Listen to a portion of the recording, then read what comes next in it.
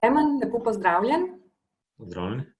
Vajen si biti prvi, zmagovati, ampak na tako prvo mesto pa verjetno nisi računal. Kako se počutiš kot prvi študent ekonomske fakultete z online zagovorom magisterija? Ja, res je.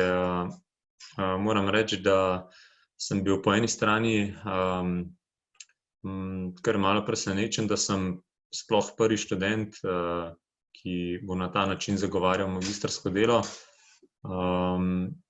Po drugi strani pa mislim, da je to prava pot oziroma tudi način za prihodnost, posebno v situacijah, kakršna je ta.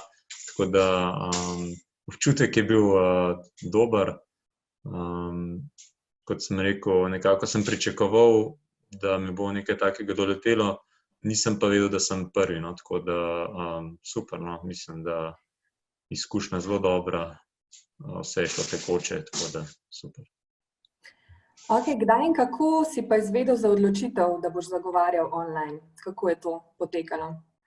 V bistvu jaz sem imel razpisan datum in uro, nekje 2 tedna pred samim datumom, potem pa mislim, da 1 teden pred samim zagovorom pa je prišla odločitev, na katero sem, kot sem rekel, bil pripravljen, oziroma sem si mislil, da bo nekaj v tem smislu nadaljavo oziroma bo termin prestavljen. Imel sem te 2 opciji, ampak odločil sem se za prvo in mislim, da je bila pravilna možnost, tako da časa za pripravo je bilo kljub vsemu dovolj. Super. Kaj pa je lažje, zagovarjati magisterij po spletu ali osvojiti srebrno medaljo na svetovnem prvenstvu? Kdo ti je v obeh primerih stal ob strani? Ja, zanimivo vprašanje. Mislim, da sta obe področji nekako, bom rekel, svet za sebe, čeprav se prepletajo vztrajnost, delo, disciplina in pa seveda veselje ob tem, kar počneš, tako da nekako sem črpal iz tega. Če me ne bi veselil ta študij, se verjetno ne bi vpisal, tako kot se ne bi ukvarjal z biatlonom, če me to ne bi veselilo. Vsak rezultat pa zahteva, tako kot sem rekel, določen vložek, določen napor in temu primerno je tudi na koncu veselje, tako ob osvojeni medalji oziroma ob športnem uspehu, kot na koncu tudi ob končanem študiju oziroma uspešnem zagovarjanju zaključnega dela, tako da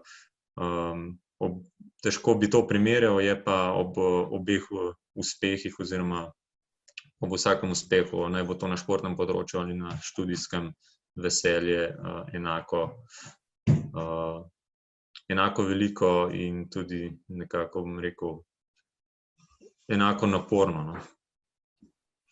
Ok, hvala. Kaj bi pa priporočil drugim študentom, ki jih online zagovor še čaka? Nič, to se je zdaj izkazalo za učinkovito metodo. Jaz mislim, da na koncu koncev, če je študent pripravljen, če ve, kaj je počel med samim procesom izdelave oziroma pisanja zaključnega dela, potem je na koncu koncev vseeno, ali zagovarja to delo, ki je seveda plod lastnega dela preko računalnika, se pravi na daljavo, ali pa v neki sobi. In v bistvu lahko povem to, da nima biti nekoga nič strah, da je stvar še bolj enostavna. Enostavno si v tistem okolju, ki ti je domač, če si pripraviš udobno, je lahko še celo bolj prijetno, no. Tako da res super izkušnja in če je ta možnost oziroma ni druge možnosti, da so študenti v tujini, je to, mislim, da zelo primeren način. Super. Zdaj si na koncu, pretekel si ciljno črto. Kako pa ti je ekonomska fakulteta pomagala med študijem? Si lahko usklajeval svoje športne in študijske obveznosti?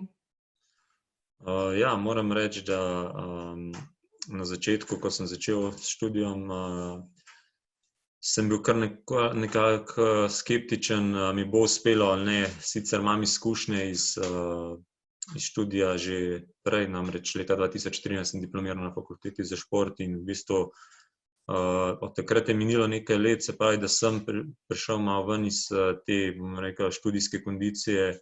Potrebno je bilo nekaj časa, da sem spet osvojil tisto drugo disciplino in nekako vztrajal, čeprav, kot sem rekel, je bilo težko. Imel sem podporo strani fakultete, veliko stvari se je dalo opraviti nadaljavo, šlo je tekoče in kot sem se včeraj že tudi zahvalil na zagovoru, vključno z mentorjem in ostalimi sodelavci, je bilo potem lažje, kajti bil sem deležen spodbude tudi z njihove strani in nekako prispel do konca. No. Tako da mislim, da je tukaj se izkazalo sodelovanje na zelo visokem nivoju. Super. Kako pa ti bo magisterij pomagal pri tvoji nadaljnji karieri? Ja, jaz se že kar nekaj časa zavedam, da imamo vrhunski športniki zelo omejen rok trajanja, če se tako izrazim, in ves čas gledam tudi nekoliko prihodnost, skrbim za to, da bom imel neke izhodiščne možnosti tudi po končani športni karieri. Pač enostavno je se treba zavedati, da ko enkrat športnik zaključi športno kariero, je prepuščen samemu sebi in mora začeti praktično znova.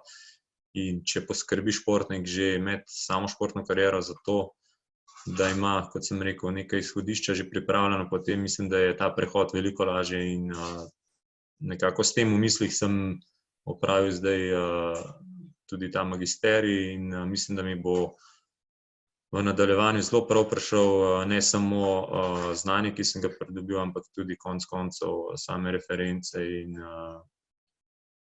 področje, s katerega sem študiral, mislim, da je tisto pravo in če to nekako v prihodnosti uspem preplesti z izkušnjami, ki jih imam iz športne kariere, potem mislim, da je to pravi recept tudi za nadaljevanje recimo druge kariere. Super. Klemen Bauer, najlepša hvala, da si si vzel čas in vse dobro in uspešno na tvoji nadaljnji poti. Okay. Hvala lepa in srečno tudi vsem študentom.